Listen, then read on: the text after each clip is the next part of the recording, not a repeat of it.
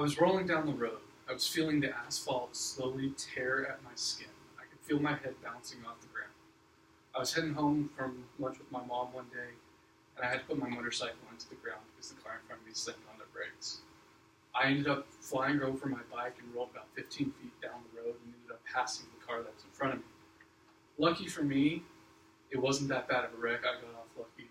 I didn't end up with too many head injuries because I had been wearing my helmet.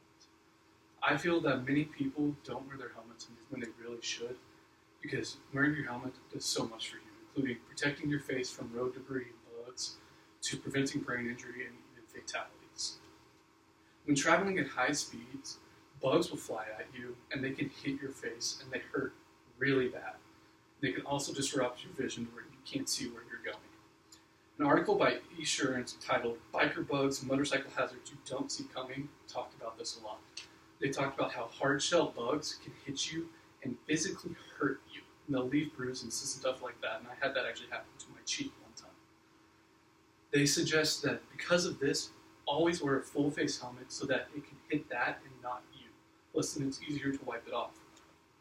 On top of the pain from the bugs, they can also disrupt your vision, and the movie Wild Hogs in 2007 actually showed this very well whenever the group of the bikers drove through a big swarm of bugs and they just splattered all over their faces where they couldn't see and they had to pull over.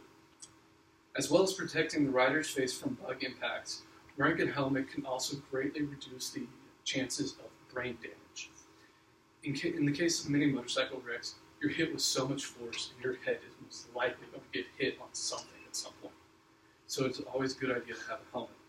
In a 2008 study, titled "Injuries Associated with Motorcycle Accidents" by Banu Ali-Sikulu, researched which types of injuries were most common in motorcycle wrecks.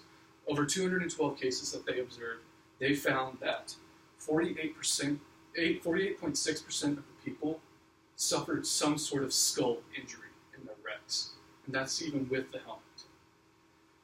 And so this shows that there's a high likelihood that you will suffer some sort of head damage.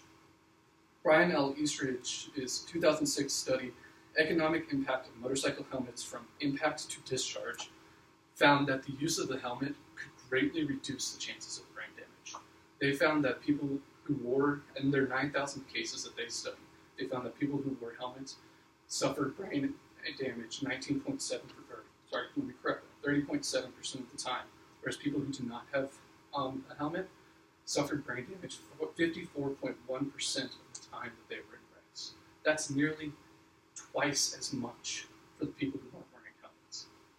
This shows that not having the helmet to protect your head from that contact can greatly increase the chance of you sustaining some sort of brain damage. Even if the prospect of reducing brain damage isn't enough for you to not want to wear a helmet, you got to remember that it could cause a fatality if you don't.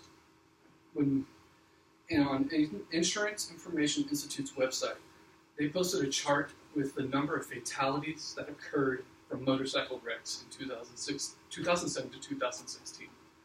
In 2016, there were 5,286 fatalities, but another site called by the Governor's Highway Safety Association found that 802 of those wrecks could have not ended in fatalities had the riders simply worn a helmet. While there are people out there that will argue that helmets do not necessarily need to be worn, I encourage that everybody do, because it can help prevent distractions, it can prevent brain damage, and it can prevent fatalities. The day of my wreck in July of 2015, I almost did not wear my helmet. Sorry. So I felt my head hit the ground about 5 times. And had I not worn my helmet, I may not be here in front of you today. So I encourage you to always wear your helmets. Sorry.